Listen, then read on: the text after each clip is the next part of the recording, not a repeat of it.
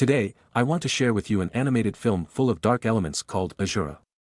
In the late Dark Period, due to floods, droughts, and famine, the imperial capital of Japan, Viking Kyoto, had turned into a desolate wasteland.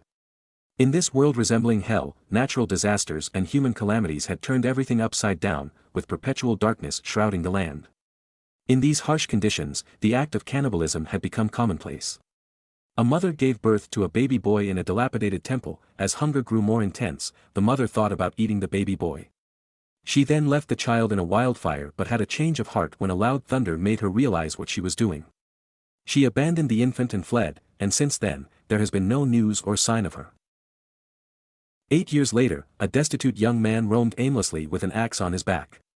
Astonishingly, this young man was the baby abandoned by his mother 8 years ago, destined to live a life akin to a wild beast. To survive, he had to be constantly vigilant against dangers around him, even treating fellow humans as prey. In a humble abode, a mother gave her son the little food remaining. However, at that moment, the young man barged into the room, killed the mother with his axe, and left with satisfaction. The villagers referred to this young man as a monster who eats people.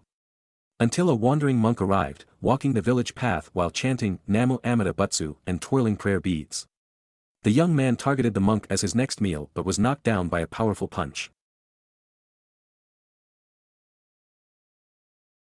The monk took the young man to a cave, lit a fire, cooked porridge, and provided him with food. Under the monk's guidance, the young man began to learn the human language and was named Asura. However, the monk's teachings also planted the seeds of humanity in Asura's heart. On the next day, the monk did not reappear, and the young man resumed wandering. He reached the mountains and witnessed slaves toiling for their master.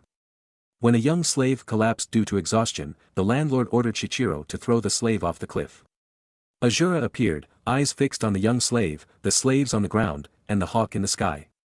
When everyone thought Asura was about to harm the young slave, he unexpectedly captured a hawk descending from the sky. To prevent Asura from harming the slaves on the ground, Shichiro took out dry rations from his pocket, diverting Asura's attention. Subsequently, Asura followed Shichiro and the others on their journey. At this moment, the landlord's son, Kotaro, accompanied by a group of thugs, blocked the road, preventing Shichiro from passing. Kotaro picked up a stone and threw it at them. One of the stones hit Asura, who immediately rushed forward and bit into Kotaro's neck, causing blood to gush out, resulting in Kotaro's immediate death. The other thugs quickly ran to the landlord's house and informed the landlord that his only son had been killed. The landlord immediately rode over, seeking revenge for his son. Loose stones on the cliff caused Asura to fall, and the landlord, presuming Asura dead, returned home. However, Asura, who survived the fall, woke up and ate a lizard nearby to conserve energy. With a broken leg, Asura crawled to the riverbank, where the blood attracted the attention of a girl named Noza downstream. Noza carried Asura to an abandoned room, where he regained consciousness in pain from the bleeding. Noza's gentle comforting eased Asura's weariness. After introducing themselves, Asura learned human language under Noza's care, expressing gratitude by saying Namu Amida Butsu when given food. Asura recovered quickly and observed Noza from a distance while she worked in the fields. To conceal Asura from villagers, Noza secretly carried him back to her small house. In an attempt to make Noza happy, Asura took her to the mountaintop one evening, where she revealed her desire to go to a prosperous city beyond the mountain with Shichiro. Unaware of Shichiro's status as a slave, Asura remained in the dark about the societal obstacles to their potential marriage. As Asura grew increasingly attached, Noza intentionally distanced herself. The initial rescue was merely an act of kindness without genuine love, leading to Asura leaving food and water at the door before departing. Colors faded from Asura's eyes as he witnessed Noza collecting mushrooms on the mountain. When Asura appeared behind her with a sickle, Noza, without fear, earnestly urged him not to kill again. Asura, held by Noza, reluctantly set aside the sickle. However, a turning point in fate occurred on a rainy day. On the mountain, Asura witnessed Noza meeting Shichiro in private. Filled with resentment, Asura retrieved his axe and went to retaliate, injuring Shichiro. Noza, angered by Asura's actions, called him a beast and ordered him to leave. In agony, Asura departed, and Noza's heart began to distance itself.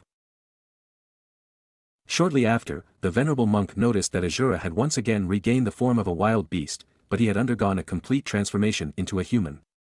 Asura, in his ideology, believed that he was nothing more than a beast, and everyone else was also just beasts. Even when there was no food, they continued to engage in beastly behavior, just like they did before. The venerable monk believed that every person has an inner beastly nature, and the key difference between humans and wild beasts is their thoughts.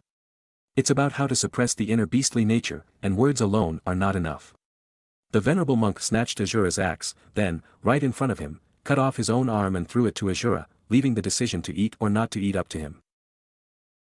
Under the baptism of rainwater, the dam in the mountains burst, and the flood, carrying traces of Asura, rushed down to the village below. The village was submerged, and the crops were destroyed.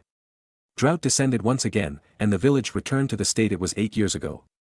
Everyone struggled to fill their stomachs, and people from the city came to the village, buying young women. A human trafficker found Noza's father, intending to sell her for food. Initially resistant, her father's resolve gradually weakened with the passage of time. Famine struck, and the father, weakened by hunger, lay bedridden, regretting not having sold Noza earlier. In search of food, Noza futilely roamed outside, trapped in the dilemma of finding nothing to eat. Restricted by the master's surveillance, Shichiro couldn't bring food to Noza. One night, Asura decided to infiltrate the landlord's house, killed the landlord's horse, and the horse's wailing alerted the servants, who then reported to the landlord.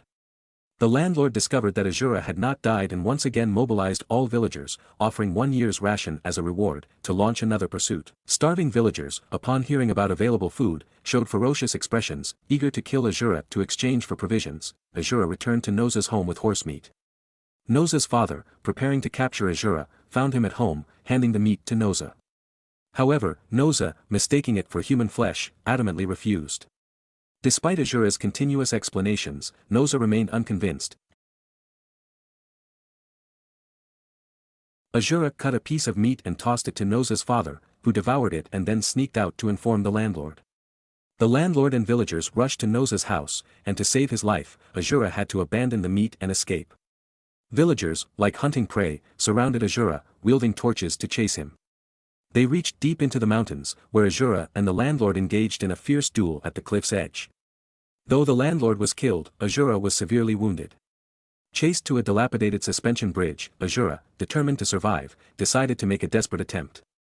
However, the crazed villagers wielding torches set the bridge ablaze.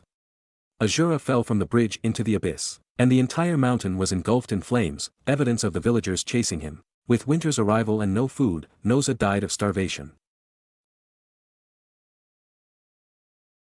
Shichiro and other slaves used a wooden cart to bury Noza. Asura walked past silently, supporting himself with a tree branch, tears hidden beneath his seemingly calm expression. In the end, the prototype of this film was banned in Japan for 42 years due to its involvement with religious beliefs. It wasn't until 2012 that it was featured in anime, with elements like the high monk naming Asura, one of the 6 paths in Buddhism. Asura is not singular, it includes females as well. Female Asuras are beautiful, while male Asuras are grotesque. Initially on the virtuous path, Asuras tend to fall into the evil path due to harboring hatred. Buddhism distinguishes between good and evil, as the high monk stated, acknowledging the beastly nature within every individual.